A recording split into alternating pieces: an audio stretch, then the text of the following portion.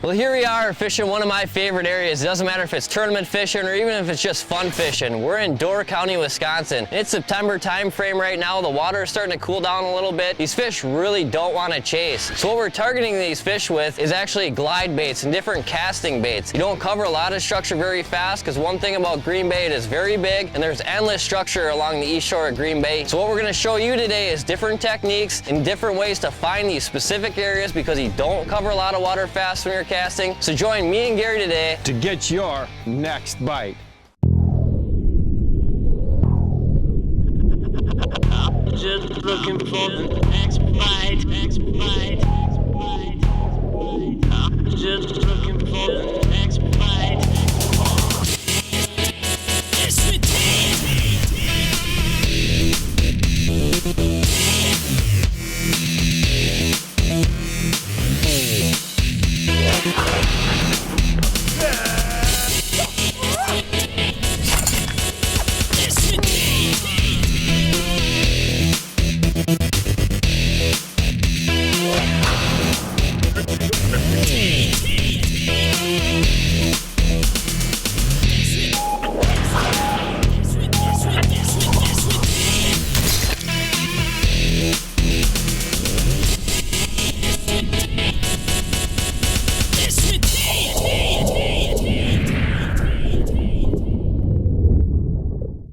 When it comes to walleye fishing, few places offer a better experience than the waters of Door County, Wisconsin. Looks like it's gonna be a pretty nice day out there. We don't have too much wind. The Sturgeon Bay area specifically is known for its record book size fish of many species, but most importantly, their walleyes. See what we got here, Corey. With an enormous area stretching out almost 5,000 acres, the question of how to cover water effectively becomes a very important one. Ready to have some fun today, Gary? Why is that? Because I get to go fishing? I am going to have fun. The most common way is by using crankbaits or spinners behind planer boards, covering targeted depths of a large swath of water at one time. But another very effective and somewhat simpler option is casting glide baits. There's one. Especially in the late summer when walleyes are typically more lethargic. I didn't even feel him bite. He was just there when I lifted. Corey, what is this? We located him. Now it's starting to get dingy and dark. It's walleye time, prime time. I never felt this one bite. You just there? Yeah, well, it just hit the bottom for a second, and then when I lifted, he was there. He decided that he didn't like this boat that much. It's nothing more nerve-wracking in a tournament once you see that fish down there and you know what it is. Yeah. Well, and this reminds me of catching fish in the middle of the summer in that shallow water where you could see them clear as day and they'd swim under the boat and then they'd finally see you and just go crazy. Yeah, these fish often, it seems like they might be coming in pretty easy, but once they see that boat, I mean, it's nothing for them to take a ton of drag. Yeah. You see that? Off it is. Oh man, that's a nice fish. Holy man. I knew he was a pretty decent one. I didn't think he was going to be even this big. When they start swimming to the side like that, usually you know you got a pretty decent fish on. Yeah. Yeah, boy, they are built over here, aren't they? Built and just look beautiful with that color like that. Oh man. How do you beat fish like this? On a spinning rod too, it's just... Yeah, and it's not like it's the middle of winter where you have to catch them. It's actually not that bad out here. No. On a windy day, we'd be wearing some clothes, but Yep. This is the time of year when glide baits really come into their own, the mid-September time frame. Actually, they'll start working even in midsummer. They start getting pretty good when the water warms. But as the fall rolls in, they get even better and better and better. What I'm using right here is a shiver minnow. When you draw this bait up off the bottom, you do it pretty aggressively. It'll jump up off the bottom, it'll turn upside down, and then it'll come zooming down nose first. And you don't know really which way it's going to come off the bottom, so there is some erratic part to it, but the one consistent part of this action is that nose is going to come down gliding to the bottom first, so they get a beeline on it. So that's one style of bait, one I like to use. One of the baits that I really like to use, it's actually a new bait on the market. It's called the Johnny Darter. Now this Johnny Darter is very similar to the shiver minnow. You know, it's just another glide bait, but it's another tool in our arsenal that has a totally different action. You know, one thing about the shiver minnow is it walks a dog really nice. The difference with this Johnny Darter here is it's very erratic. It goes back and forth, walks a dog. It might go backwards, it might go forward. You just never know where it's gonna go. And that's just another tool that we have in this glide bait arsenal, especially for these big walleyes up here that are very temperamental some days. The next bite is brought to you by Mercury Marine. Go boldly. Tracker boats. Fish the finest. Bass Pro Shops. Your adventure starts here. Berkeley. Catch more fish. And Motor Guide. Trolling motors engineered for anglers. Closed captioning for the next bite is provided by Power Pole, the ultimate in shallow water anchors.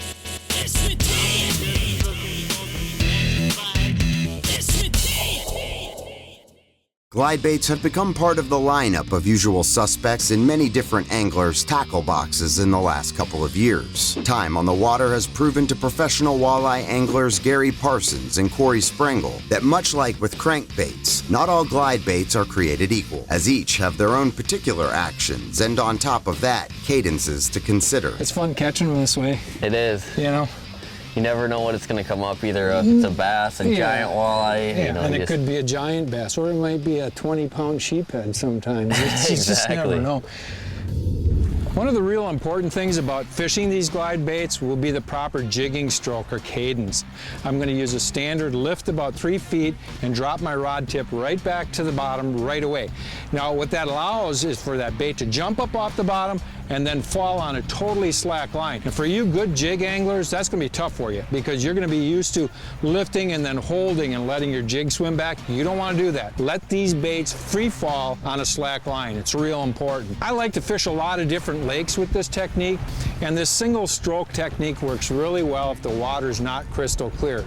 But when you get into real clear situations where the fish can see the bait from a long ways away, then you can do stuff like what Keith Cavallas talks about, where he makes some pretty big strokes, but he does like 2 or 3 in a row, and then he lets that bait fall to the bottom. And as soon as it touches the bottom, he strokes again. He's always making his strokes though when the bait's on a slack line. And then the third cadence that I see Korey's been using a lot today is he even uses that double and triple stroke, but he does it in much smaller strokes. He's basically really actively popping his Johnny Darter, and that at times is going to be deadly too. So just like each one of these glide baits having their own actions, you can vary that action with the way that you're stroking and retrieving. The different cadences become very important. If one works, keep doing it.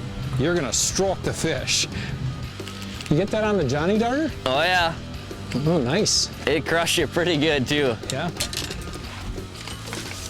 Yeah, baby. Oh, that's a nice one, Korey. Nice fish. Wow. Wow.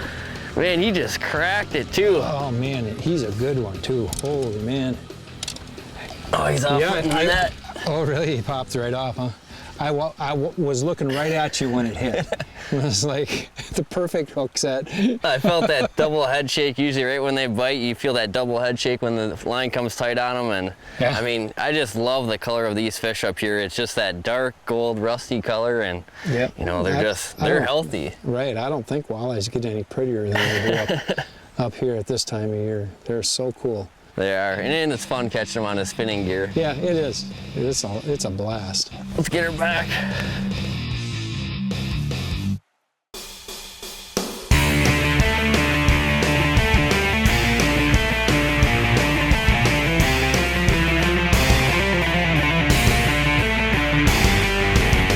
Sight Bites. Real-time fishing information from all the pros in one place at walleyechatter.com.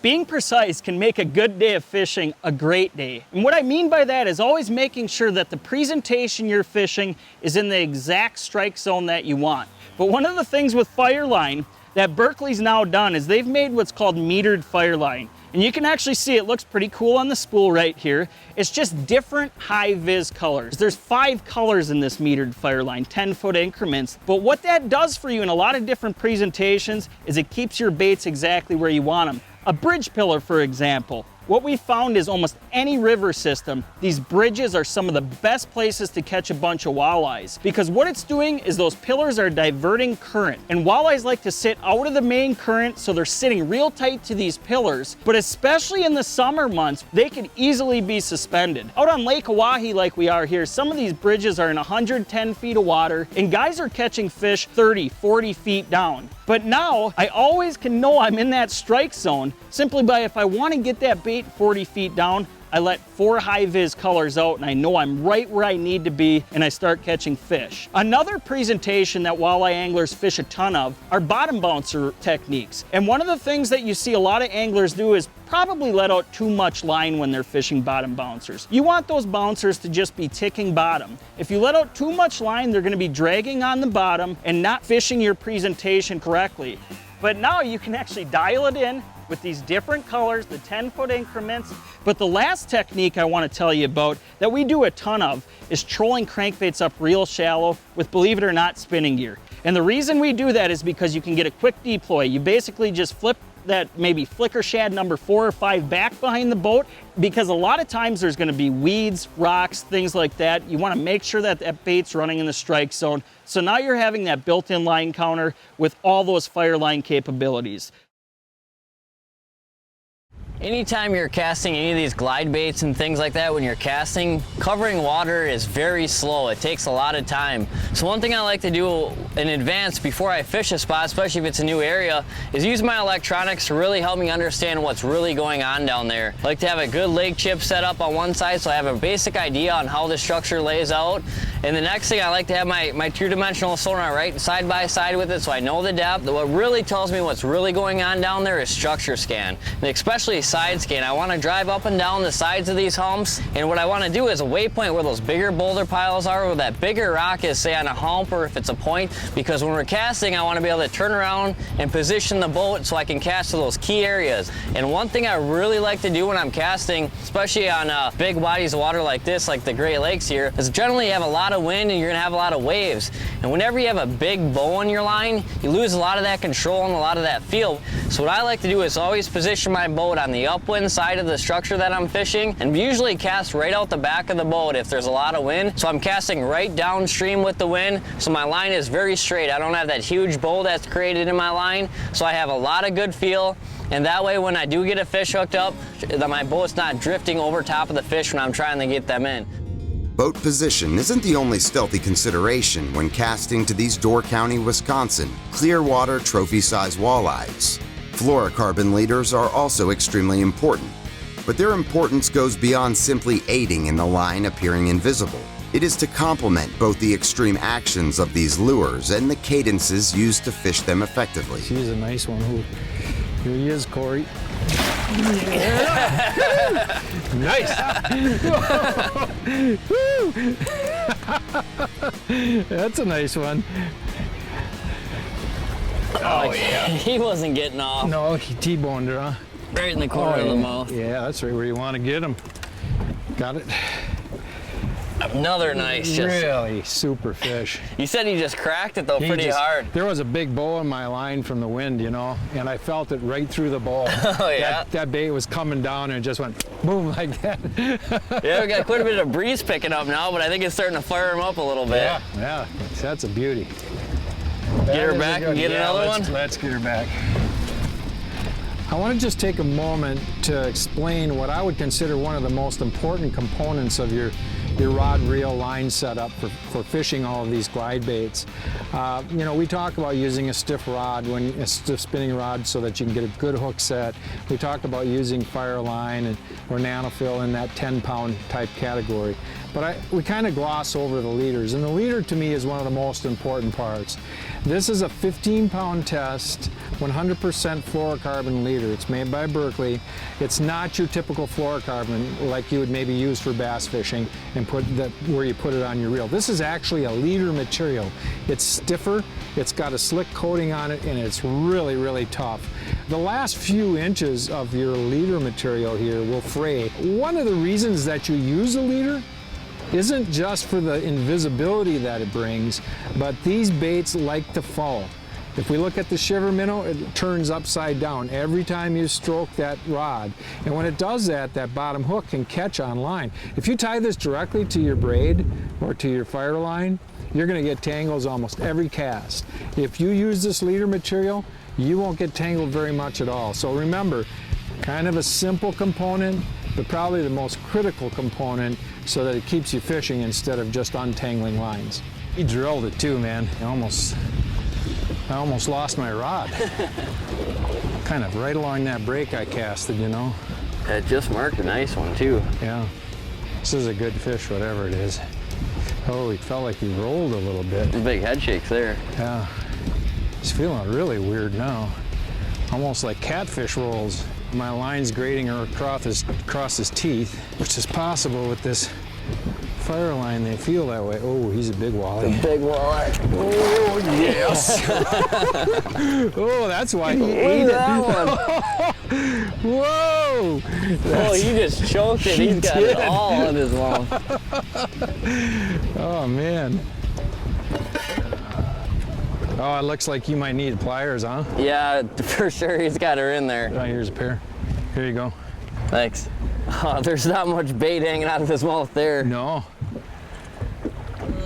No, he bit it pretty hard, you know. Came out easy enough, though. Yeah, it did. Good. But another solid fish. I mean, you just can't get over how these fish fight. You feel every head shake with that spinning rod. I mean, you could feel the leader line just going right across his teeth when he was turning his head. It's like, it was a weird feeling. You wonder, okay, when's he gonna get off? Let's get this big girl back. There she goes. The next bite is brought to you by Mercury Marine. Go boldly. Tracker Boats. Fish the finest. Bass Pro Shops. Your adventure starts here. Berkeley. Catch more fish. Mustad. Stay sharper longer. Lowrance. Find, navigate, dominate. Motor Guide Trolling Motors, engineered for anglers. Strike King, legacy of domination for 50 years. And Power Pole, swift, silent, secure.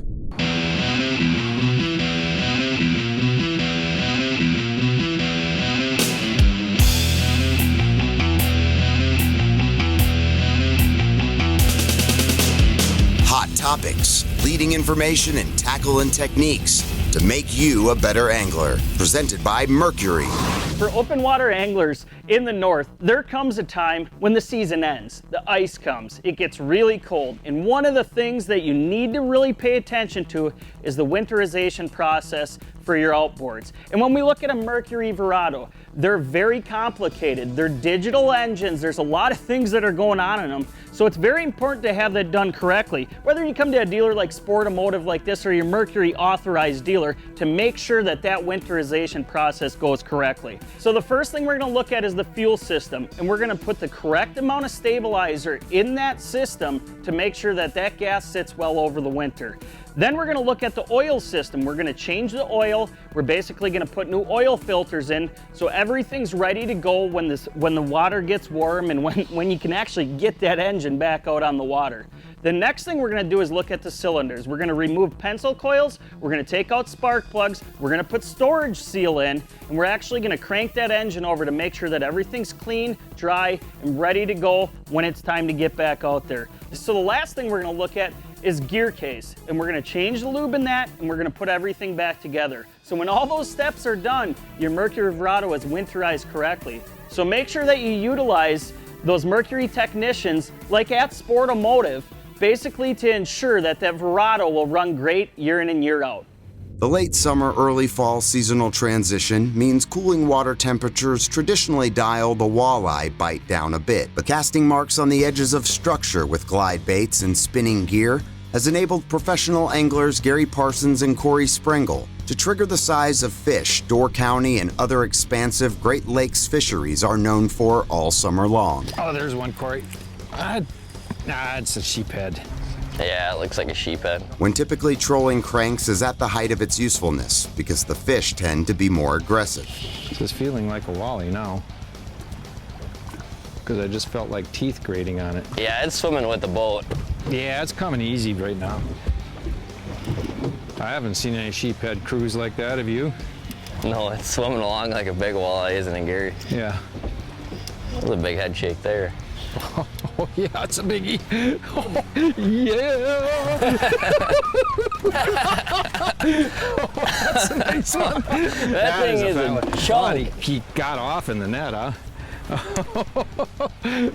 Look how fat he is, Korey. He is a chunk. I mean, these fish are just so built up here. Oh yeah.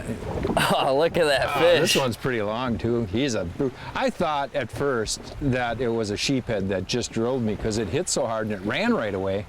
Now halfway in, I could feel it on his teeth raking, and then he started cruising. And that's what you said. Oh, it's cruising. That's no sheephead. Yeah, I seen it start swimming along. It was almost passing the boat. Sheephead don't usually do that. But it's an awesome fish. I mean, these fish they're definitely eating and must be eating a lot of gobies. We are getting a few gobies on our baits, and between the gobies and the alewives, I mean, they're sure putting on the feed bag. They really are. Let's get this girl back here. You bet.